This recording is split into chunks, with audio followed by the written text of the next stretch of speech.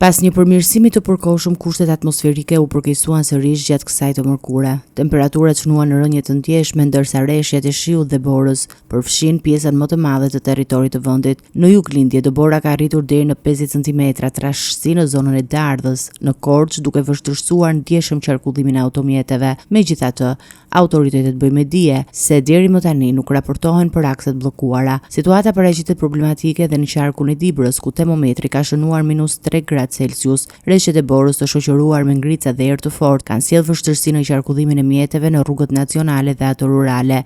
Aksi Bulqis-Tiranë dhe Bulqis-Peshkopi kalohet me vështirësi, veçanërisht në segmentin Qafa-Bullit Fushë-Bulqis. Bora ka zbardhur gjithashtu qytetin e Kukësit, ku problematike paraqiten rrugët Kukës-Peshkopi, Kukës-Qafmali, Krum-Bajramcur, si dhe aksi Kukës-Shishtavec. Drejtuesit e mjeteve këshillohen të tregojnë kujdes të shtuar gjatë lëvizjes për shkak të ngricave dhe kushteve të vështira atmosferike. Autoritetet u bën thirrje drejtuesve të automjeteve të pajisen me goma dimërore, të respektojnë rregullat e qarkullimit rrugor dhe të shmangin lëvizjet e panevojshme në zona të prekura nga moti i keq.